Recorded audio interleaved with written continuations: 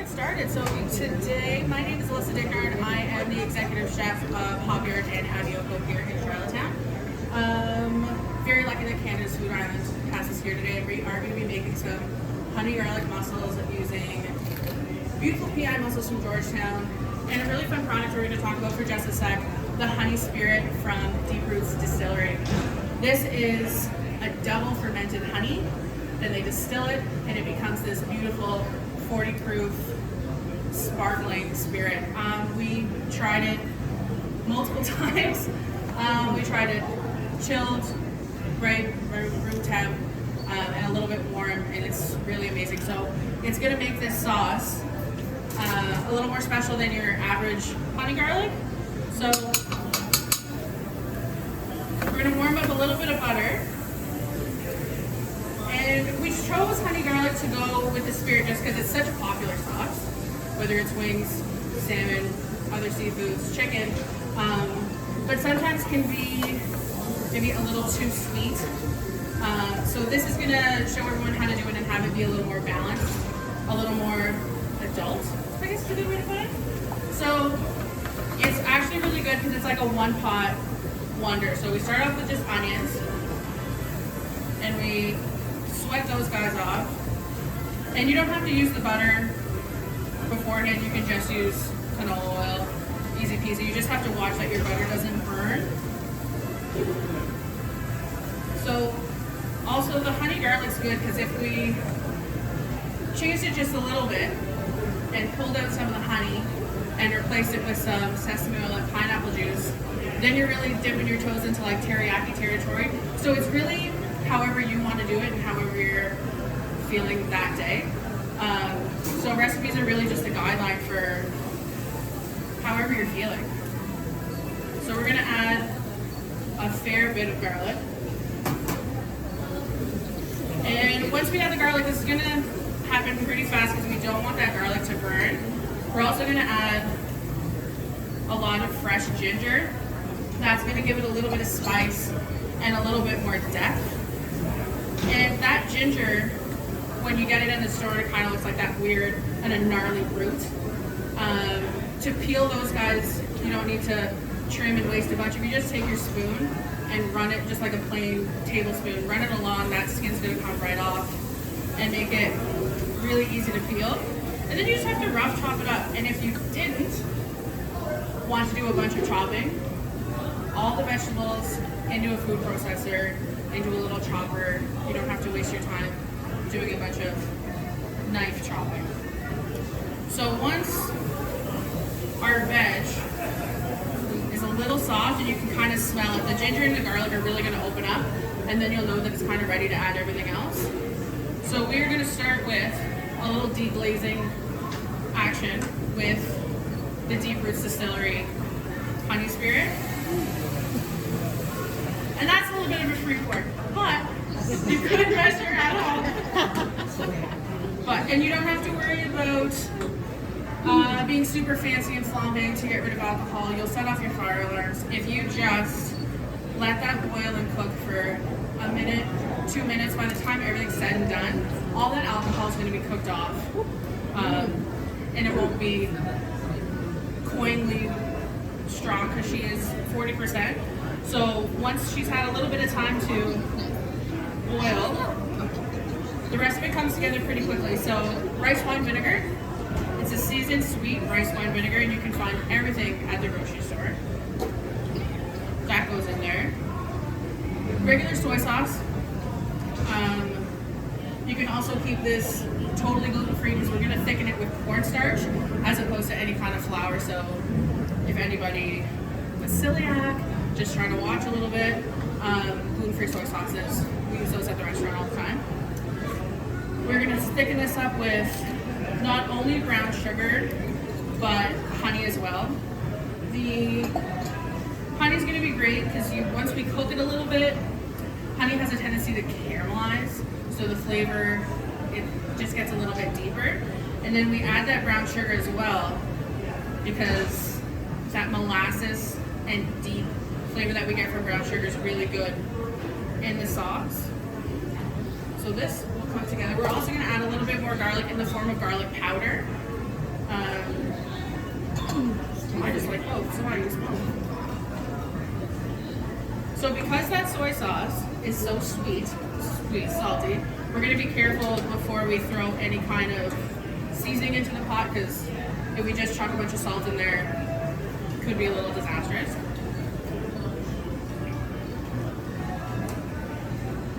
And it needs just a scooch.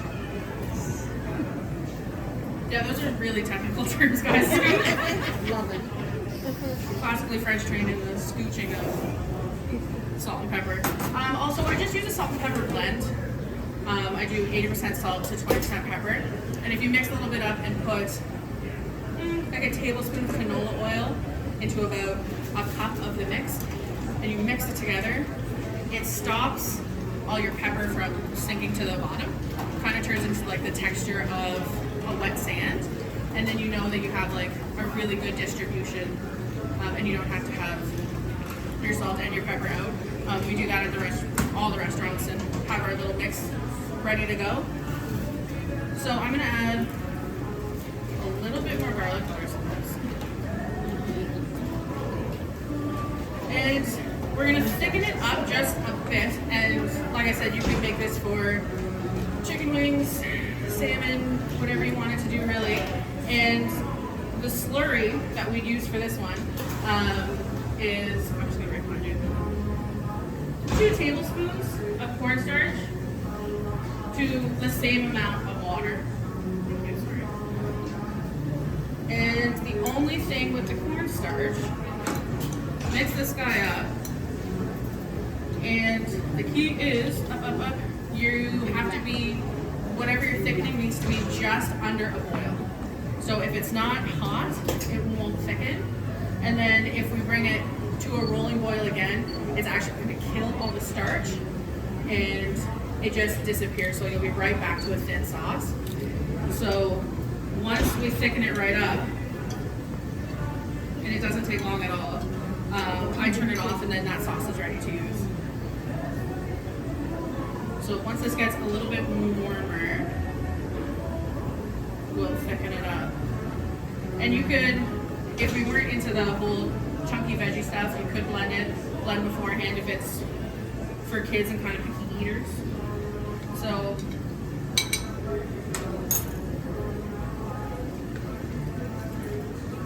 and if you didn't want to add any more water to that, you could just take some of the sauce out of the pot and use that as opposed to using your water if you were worried about watering it down at all.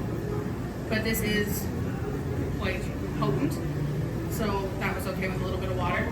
I like making the sauces for mussels really strong, just because once they're on there, the mussels release their liquid, and it'll kind of just dilute a little bit of your flavor. So keeping any kind of sauce that you use for your mussels nice and thick and strong and full of flavor is really important.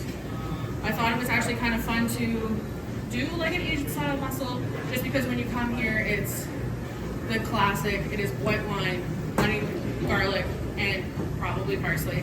It's the staple. Not that it's not delicious, but there's so many other things that can be done with these guys. So if I was doing this at home, turn this guy down a scooch again. I would probably have my big pot out, pour all my mussels in, maybe add a little bit more onions and garlic to the bottom of that pot, sweat them off a bit, pour the sauce right on top, slam the lid on, and in 8-7 minutes, your sauce is totally done. The only thing that I would say is, because this is full of sugar in the form of honey and brown sugar, that soy is also very sweet. It will burn faster. So you just want to watch that a little bit. But this is getting nice and thick. Mussels, almost. Sweet. So when it comes to garnishing, that's where it's kind of fun. We call that, when we plate something at the restaurant, it looks a little bit boring. We call it greenery for the scenery. When it comes to, and like garnishing, I wouldn't use anything that you can't eat. So if it's like a full sprig of something, it's not going to give anything to the dish. So we use things that are fully edible. Besides like a little bit of lemon, but we're gonna squeeze that on over top. That would be fine. So garnishing, I brought a bunch of actual fun stuff with us. Scallions, always a really good go-to for almost any flavor of mussel. Chilies, love a jalapeno. If you want to get extra spicy, there's Thai birds, cayenne chilies, whatever really floats your spice boat, really. Crispy shallots, love those guys. And you can make those at home. We make these at the restaurant. Little thin slice of shallot, put them in a little bit of cream, just a little bit of seasoning, garlic, salt, pepper. Keep them gluten-free again, a little bit of cornstarch, rice flour, tapioca flour. This is a lot of information also. Everything that we're talking about here today, recipes and all the goods, where everything came from, you can find that at candacefoodisland.ca. Just don't think we need to memorize all this. Yeah, the crispy shallots, rice flour, cornstarch, tapioca flour, potato starch, pasta mozzarella, little deep fry, shallow fry them nice and safe on the stove, a little 1/4 inch of oil, little salt and pepper when they come out. Those are so good. And then your fresh herbs. We're going to use cilantro today just to go through, keep it with a little bit of the Asian theme. And I know some people aren't the biggest fan of cilantro because they think it tastes like soap. I love it. So we're going to put it on half and then half not. But you also don't need to waste your time chopping, mincing, whatever. There's nothing wrong with just ripping, tearing, call it rustic if you will. But it'll make a really beautiful dish in the long run. And then it's always nice to kind of, I don't know, make things look a little bit fancy. So mussels look pretty good. I'm gonna seal this side. Oh, she's warm. Guys, I'm so, look at my hands, so tough. So, mussels, beautifully steamed.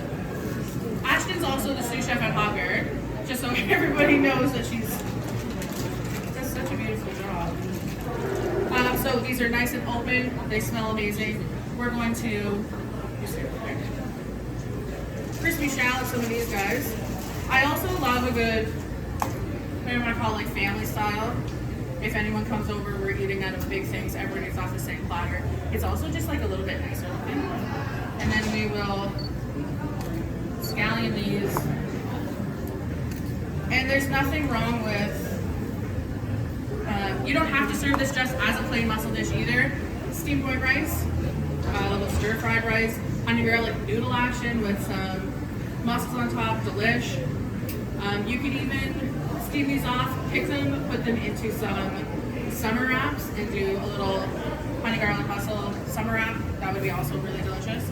So, that being said, honey garlic island mussels with deep root distillery honey spirit. This is her in all her glory. Yeah, I guess it's time to have some snacks. Thanks for coming, guys.